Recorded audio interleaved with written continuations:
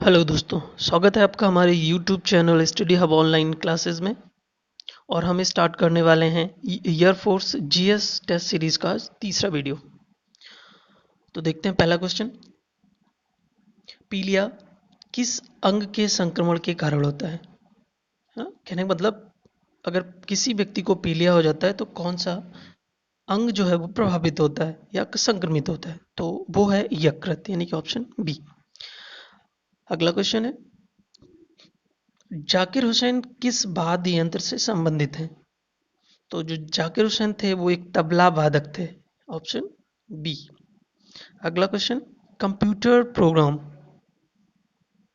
Computer program क्या है? Computer के लिए सारी थिंकिंग करता है, इनपुट डेटा तेजी से एंटर कर सकता है, सभी प्रकार के कंप्यूटर इक्विपमेंट्स ऑपरेट कर सकता है, या केवल फ्लो चार्ट ड्रा कर सकता है। तो इसका जो सही आंसर हो जाएगा वो हो जाएगा आपका ए, यानी कि कंप्यूटर के लिए सारी थिंकिंग करता है, ऑप्शन ए।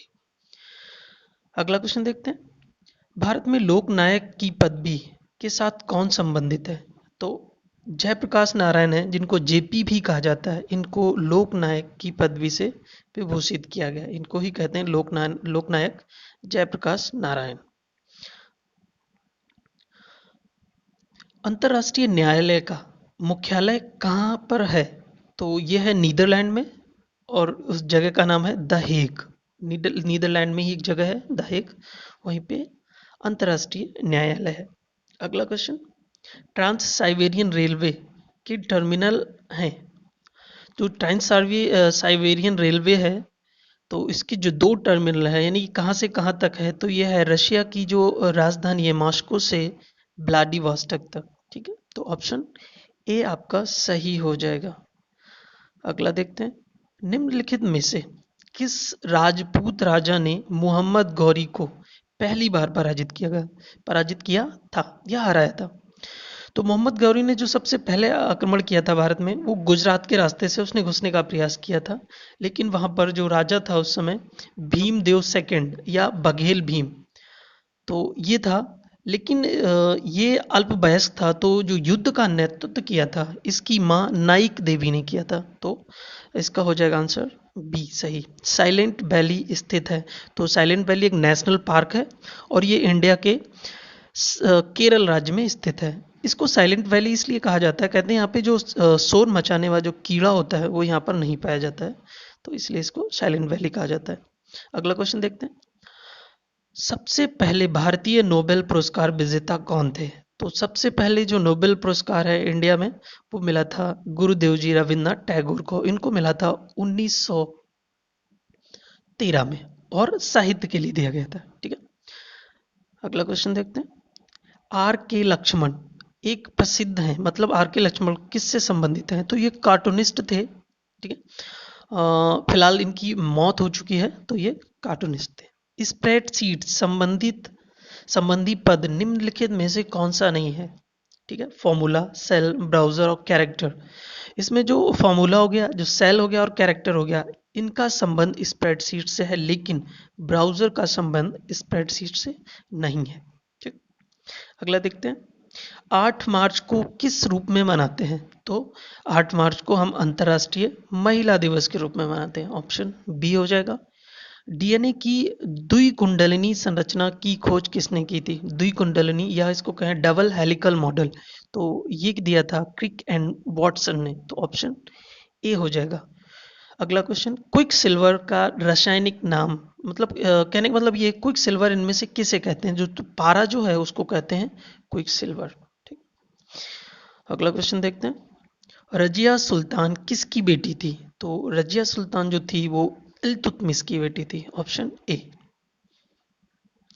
भारत में गेहूं का सबसे अधिक उत्पादन करने वाला राज्य कौन सा है? तो वो उत्तर प्रदेश है। सबसे ज्यादा गेहूं जो है वो यूपी में ही उत्पादित किया जाता है। भारतीय मूल के उस लेखक का क्या नाम है जिसके उपन्यास द इनहेरिटेंस ऑफ लॉज को मैन बुकर पुरस्कार मिला था? तो द इनहेरिटेंस ऑफ लॉज के जो लेखक हैं वो हैं किरण देसाई जी। तो ऑप्शन बी आपका राइट हो जाएगा। अगला देखते हैं, अभिज्ञानम शाकुंतलम के रचयिता कौन थे? तो अभिज्ञान शाकुंतलम के रचयिता जो थे वो महाकवि कालिदास थे। ठीक है।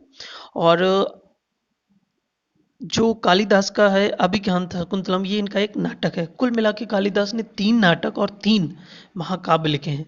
अन्य 2 नाटक जो हैं इनके, एक तो हो जाएगा अभिज्ञानम शाकुंतलम, दूसरा हो जाएगा विक्रमोर्वशीयम, तीसरा हो जाता है कुंतलेश्वर दूतम। और इनके जो महाकाव्य हैं उनमें से है रघुवंश, ठीक है, कुमार संभव और ऋतु संहार। तो इस प्रकार इनके 3 नाटक और 3 महाकाव्य हैं। अगला क्वेश्चन, टेस्ट मैच में 500 कैच लेने वाले दुनिया के पहले विकेट कीपर कौन थे? तो इनका नाम है मार्क बाउचर। ये साउथ अफ्रीका से बिलोंग करते हैं।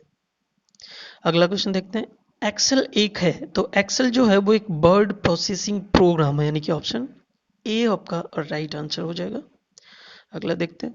विटामिन जो रक्त का थक्का जमाने हेतु आवश्यक है, तो विटामिन के जो है वो रक्त का थक्का जमाने के लिए आवश्यक मानी जाती है। राष्ट्रीय आय के आकलन की तैयारी किसका दायित्व है? कहने का मतलब राष्ट्रीय जो आय है हमारे यहाँ वो कौन आकलित करता है? तो ये करता है CSO या केंद्रीय सांख्यिकीय संगठन। लेकिन इस समय ऐसा कोई भी संगठन उपस्थित नहीं है। दरअसल क्या हुआ था, CSO और NSSO को दोनों को मिलाकर एक नया संगठन बना दिया गया इस समय, जिसका नाम है NSO। अब जो इसके जो काम थे अब वही संभालता है। अगला देखते हैं। निम्नलिखित में से किसे सुबह का तारा कहा जाता है? मतलब ये जो ग्रह हैं, जो हाँ जो ग्रह हैं इनमें से कौन सा ग्रह सुबह का तारा कहा जाता है? तो ये है शुक्र। शुक्र को सुबह का तारा और सांझ का तारा दोनों ही कहते हैं। अगला देखते हैं। निम्नलिखित में से कौन सी विश्व की सबसे लंबी नदी है? तो विश्व की जो सबसे लंबी नदी है वो है नील नदी, और ये मिस्र में बहती है। और नील नदी को मिस्र का वरदान भी कहते हैं। भारत की आत्मा गांवों में निवास करती है, ये किसका कथन है? तो ये कथन है महात्मा गांधी का। तो ऑप्शन डी हो जाएगा। निम्नलिखित में से कौन सा लोक नृत्य राजस्थान से संबंधित है? तो इन सब में जो राजस्थान से संबंधित है उसका नाम है सुईसिनी, ऑप्शन डी। अगला देखते हैं। राज्य प्रतीक के फलक के नीचे देवनागरी लिपि में उत्कीर्ण या शब्द सत्यमेव जयते निम्नलिखित में से किस उपनिषद से लिया गया है? तो जो सत्यमेव जयते है ये लिया गया है मुंडक उपनिषद से। तो ऑप्शन बी हो जाएगा मुंडक। ठीक है दोस्तों, तो ये यहीं से समाप्त होता है। नमस्ते, थैंक यू।